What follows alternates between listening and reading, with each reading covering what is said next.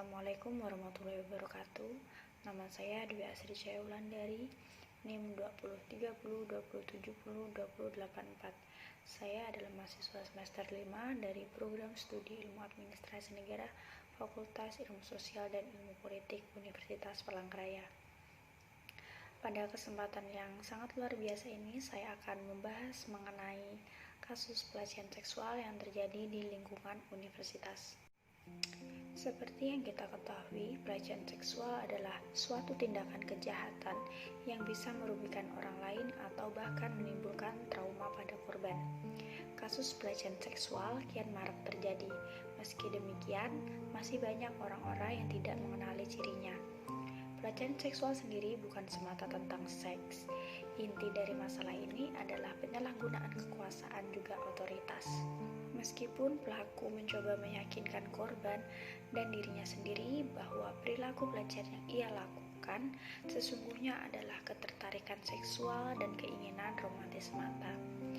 Di lingkungan kampus, bukan rahasia lagi bahwa posisi dosen umumnya sangat superior dan menempatkan posisi mahasiswa dalam relasi yang subordinat. Bagi mahasiswa yang tidak memiliki posisi, mereka umumnya tidak berdaya dan lemah ketika berhadapan dengan ulah oknum dosen yang sangat cabul ini.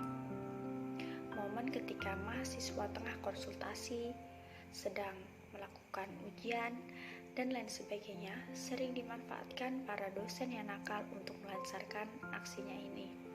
Mahasiswa yang lemah, mereka biasanya tidak mampu mengelak dan berpotensi menjadi korban. Menurut Ardian, dalam Elewati tahun 2000, pelecehan seksual didefinisikan sebagai pemberian perhatian seksual lebih secara lisan, tulisan, maupun fisik terhadap diri wanita. Padahal hal itu di luar keinginan wanita bersangkutan, namun harus diterimanya sebagai seolah-olah hal yang wajar. Pada tanggal 12 April tahun 2022, rencana Undang-Undang Tindak Pidana Kekerasan Seksual resmi disahkan menjadi undang-undang pada rapat paripurna DPR RI. Undang-undang yang terdiri atas 93 pasal dan 12 bab ini diharapkan menjadi perwujudan kehadiran negara dalam melindungi korban kekerasan seksual. Dalam rangka menangani makin maraknya kasus pelecehan seksual di lembaga pendidikan tinggi, belum lama ini telah dikeluarkan peraturan Menteri Pendidikan, Kebudayaan, Riset dan Teknologi Nomor 30 Tahun 2021 tentang pencegahan dan penanganan kekerasan seksual di lingkungan perguruan tinggi.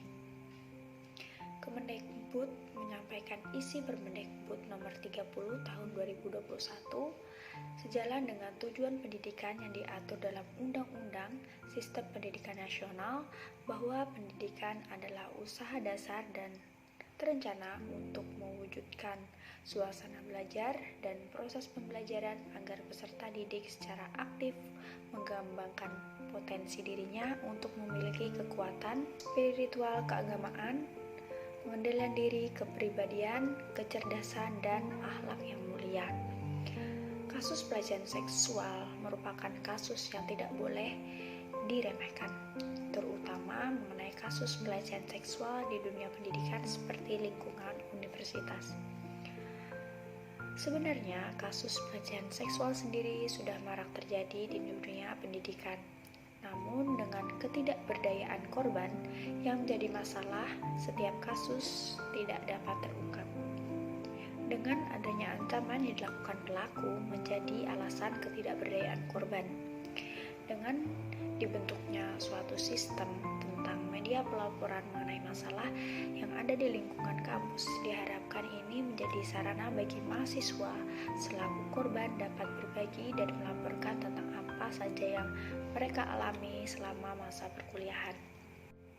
Kesimpulan dari analisis masalah ini yaitu kasus pelecehan seksual telah banyak terjadi tanpa mengenal tempat maupun waktu. Bahkan yang seharusnya merupakan tempat yang aman namun menjadi tempat yang mengerikan. Hal yang dimaksud ialah tempat para mahasiswa menimba ilmu, yaitu lingkungan universitas.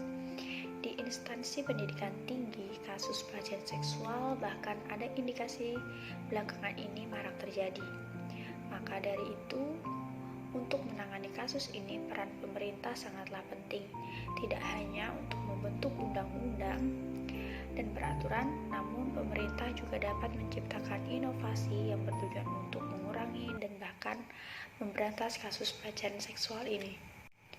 Baiklah, demikian pembahasan yang dapat saya berikan.